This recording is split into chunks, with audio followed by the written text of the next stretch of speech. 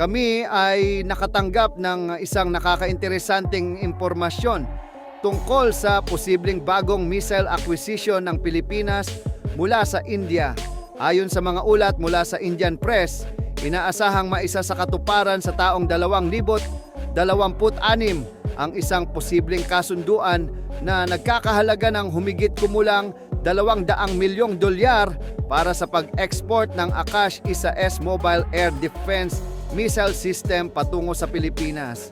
Ang naturang potensyal na deal ay nakikita bilang panibagong malaking hakbang sa lumalalim na defense cooperation sa pagitan ng Pilipinas at India, kasunod ng matagumpay na pagkuha ng Pilipinas sa BrahMos Shore-Based Anti-Ship Missile System mula sa India.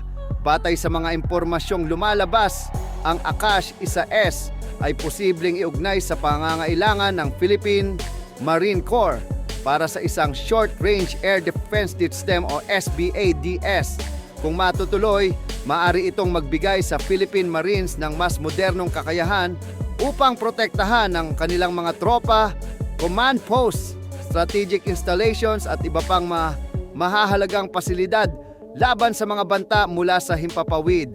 Ang Akash-1S ay isang mobile surface-to-air missile system na idinisenyo upang labanan ang iba't ibang aerial threats. Kabilang dito ang mga aircraft, helicopter, unmanned aerial vehicles o UAV at iba pang target na maaaring magbanta sa mga ground forces.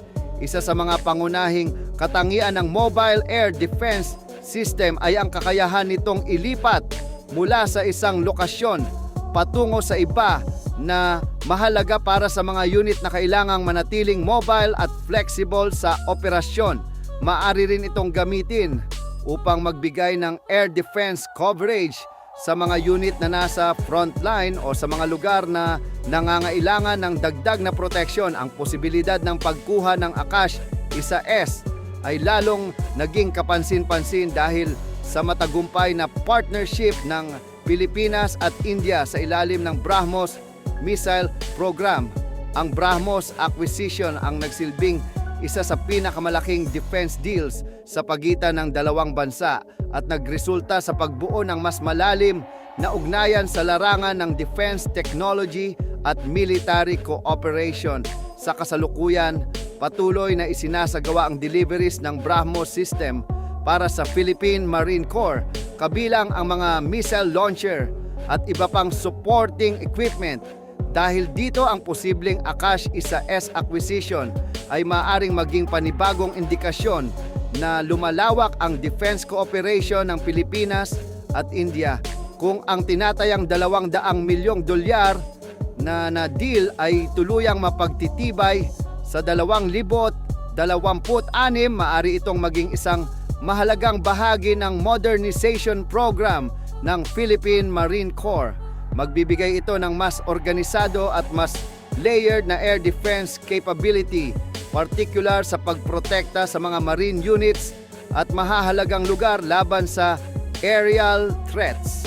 Mahalaga ring tandaan na ang mga impormasyong ito ay nakabatay sa mga ulat mula sa Indian press at ang eksaktong configuration bilang ng systems, missiles, supporting vehicles, radar, command and control equipment at delivery schedule ay maaari pang magbago depende sa magiging final agreement ng dalawang bansa.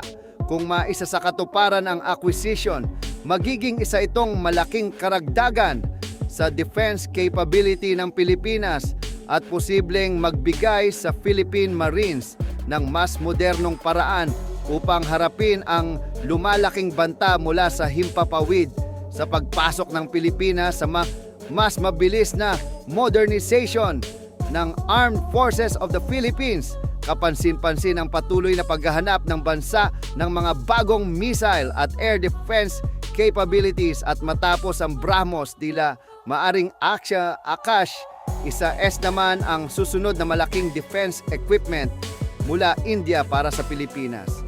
Patuloy nating susubaybayan ang mga susunod na development at anumang opisyal na anunsyo mula sa Philippine Government, Philippine Marine Corps, India at mga manufacturer tungkol sa posibleng $200 milyong na Akash-1S Air Defense missile deal. Isa sa pinakamalaking kalamangan ng Akash ay ang pagiging matipid nito sa gastos. Malawak itong kinikilala bilang isang missile system na mas mura kumpara sa mga imported na katunggali gaya ng Patriot. Paulit-ulit na binibigyang diin ng mga analyst at mga veterano sa larangan ng depensa na kaya nitong magbigay ng maihahambing na operational value sa humigit kumulang ikasampung bahagi lamang ng halaga ng ilang katulad na sistema. Dahil sa mas mababang presyo, nagkakaroon ang India ng kakayahang mag-deploy ng mas maraming missile batteries, palawakin ang air defense coverage sa malawak nitong teritoryo at mapanatili ang pangmatagalang operasyon at maintenance ng hindi lubos na umaasa sa mga dayuhang supply at logistics chain. Ang mababang unit cost ng Akash ay isa rin sa mga dahilan kung bakit nagiging kaakit-akit ito para sa mga bansang naghahanap ng mas abot pa kayang air defense system.